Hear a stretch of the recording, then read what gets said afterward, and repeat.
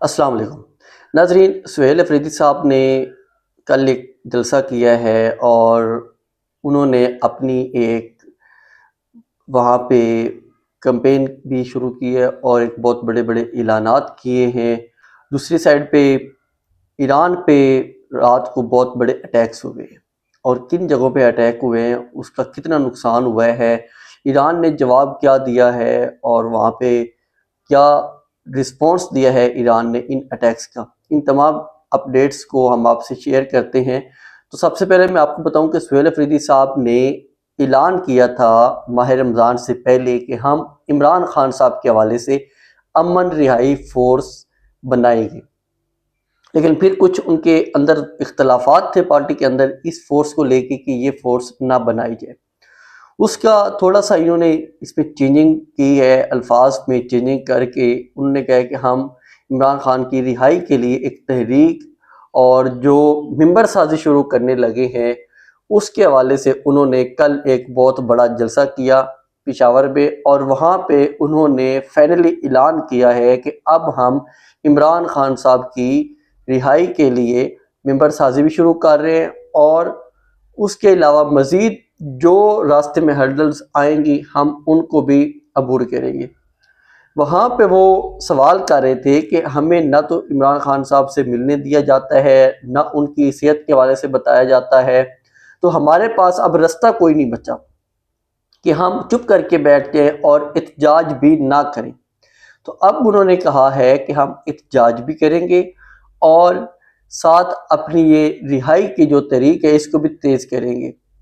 یہ بہت لیٹ انہوں نے اعلان کیا ہے، کیونکہ عید سے پہلے یا ماہ رمضان سے پہلے انہوں نے کہا تھا کہ ہم ماہ رمضان میں اس ممبر سازی مہم کو شروع کریں گے، اور جو یہ فورس ہے اس کو فائنل کر کے ہم عید کے بعد اپنی تحریک شروع کریں گے۔ لیکن انہوں نے ایک مہینہ ویٹ کیا، اندر کچھ اطلاعات تھی کہ کچھ مذاکرات چل رہے تھے ان کے درمیان میں، اور کچھ سی بی ایمز بھی اندر بن رہے تھے کہ کس طرح ہم ان معاملات کو ہینڈل کریں۔ لیکن اب انہوں نے جو جلسہ کیا اور اس میں انہوں نے اعلان کیا ہے کہ ایک تو کے پی کے میں اسٹیبلشمنٹ کا لفظ ہم نے ختم کر دیا ہے اور نئے لفظ لے کے آگے صرف لفظ ہی ختم کیا ہے، اس کے علاوہ ابھی تک کچھ بھی ختم نہیں کیا، اور بار بار کہہ رہے تھے کہ میرا پاسپورٹ بلاک ہے۔ وہ کہتے ہیں کہ یہ ڈبل سٹینڈرڈ ہے حکومت کا کہ ایک وزیر اعلیٰ کا پاسپورٹ بلاک کر کے رکھا ہوا ہے اور دوسری وزیر اعلیٰ کے لیے 12 ارب کا جہاز منگوا لیا گیا ہے۔ اس پہ بھی وہ کافی زیادہ تنقید کر رہے تھے۔ ساتھ ساتھ بیرسٹر گور صاحب انہوں نے ایک بڑا دعویٰ کیا ہے کہ عمران خان صاحب کی رہائی کے لیے جو تحریک لیڈ کریں گے وہ سہیل افریدی ہیں، اور سہیل افریدی ہی اعلان کریں گے۔ اس سے پہلے عمران خان صاحب نے کہا ہوا تھا کہ اس تحریک کو یا احتجاج کو یا مذاکرات کو جو بھی فیصلہ کرنا ہوگا لیڈ کریں گے محمود خان اچکزئی اور علامہ راجہ ناصر عباس۔ اب وہ کہہ رہے ہیں کہ نہیں، اس کو لیڈ کریں گے سہیل افریدی صاحب۔ تو دیکھتے ہیں سہیل افریدی صاحب کیا کرتے ہیں، ان کے اوپر کافی پریشر بھی ہے کارکنان کی طرف سے، کیونکہ عمران خان صاحب نے ان کو اگر وزیر اعلیٰ بنایا تھا تو اس وجہ سے کہ وہ کارکنان کو بھی امید دیں اور عمران خان صاحب کی رہائی کے حوالے سے بھی سامنے آئیں، اور جو ایک پالیسیاں ہیں حکومت کی، ایک غلط پالیسیاں ہیں، ان کے حوالے سے بھی سٹینڈ کرنے کے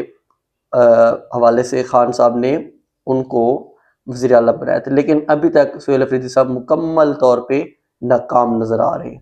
انہوں نے کوئی خاطر خواہ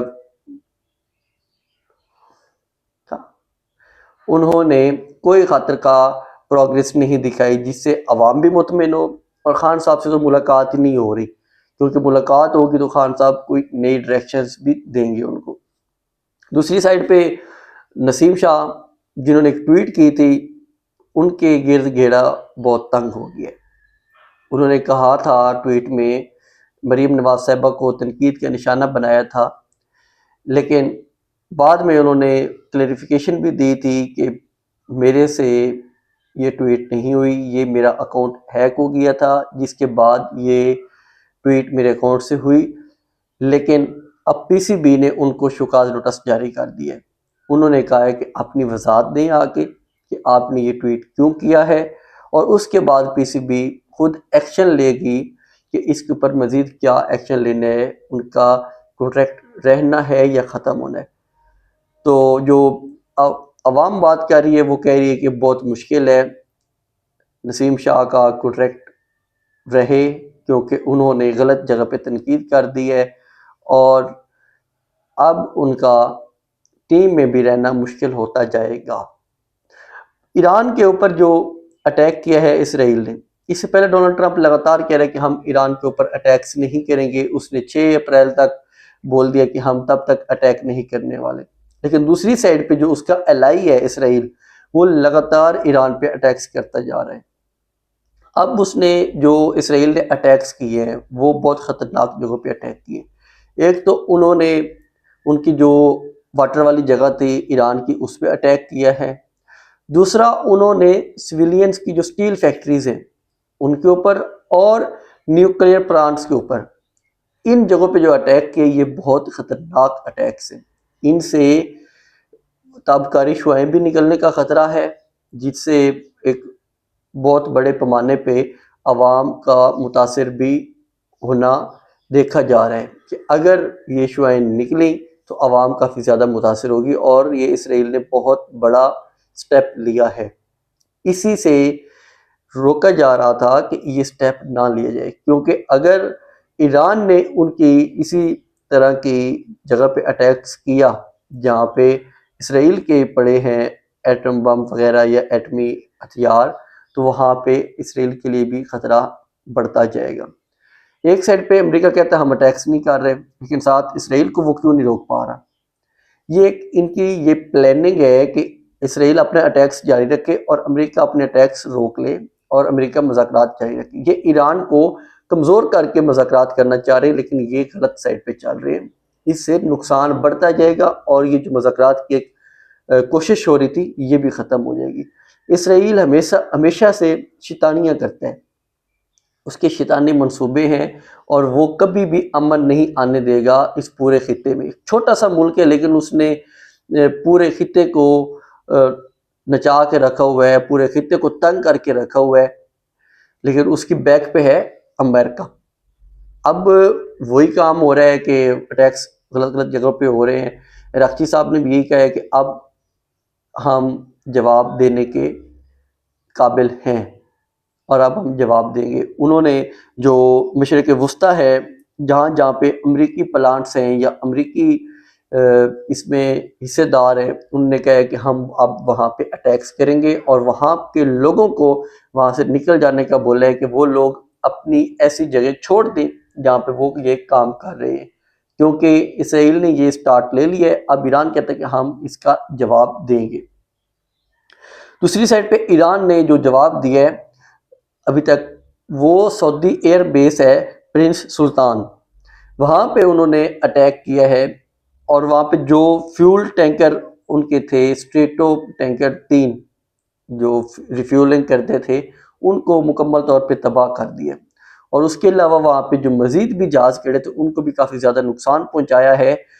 اور جو وہاں پہ زخمیوں کی اطلاعات آ رہی ہیں مبینہ طور پہ، جو وال اسٹریٹ جرنل کی رپورٹ میں آ رہے 10 زخمی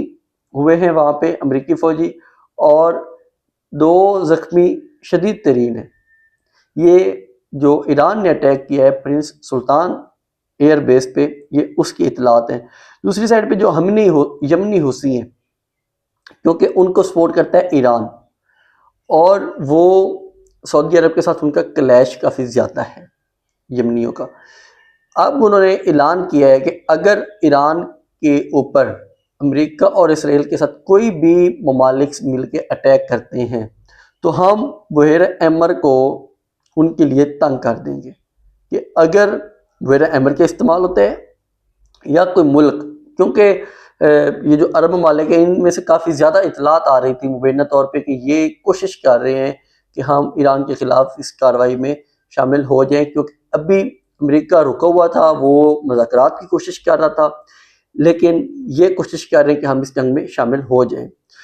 یہ انہوں نے اعلان کیا ہے۔ عراقچی صاحب نے بھی یہ کہا کہ نیوکلیئر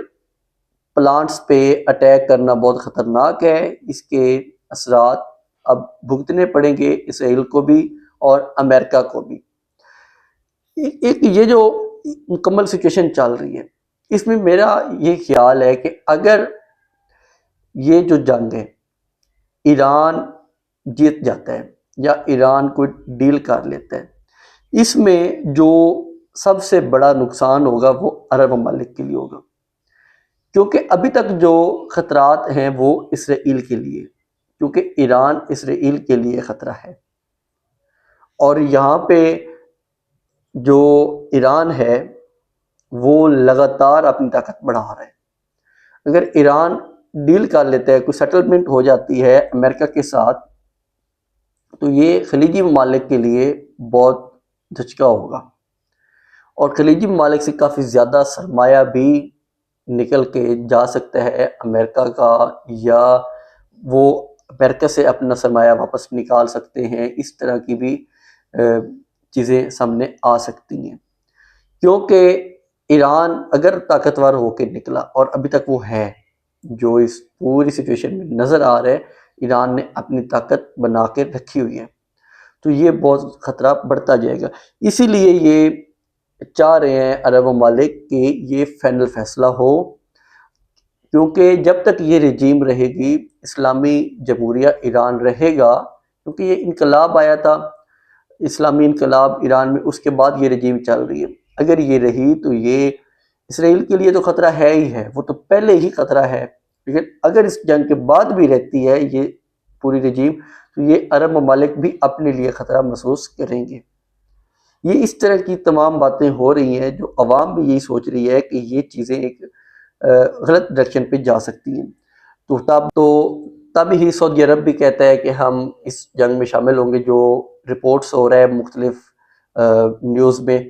اور یو اے ای بھی اطلاعات آ رہی ہیں کہ وہ چاہ رہے ہیں کہ ہم ایک انٹرنیشنل فورس بنا کے اپنے ہرمز کو بھی کھلوائیں اور ایران پہ بھی اٹیک کریں۔ تو اس حوالے سے یہ تمام اطلاعات ہم نے آپ سے شیئر کی ہیں، مزید اپڈیٹس ہم آپ سے شیئر کریں گے، چینل کو سبسکرائب ضرور کر لیا کریں۔ اللہ حافظ۔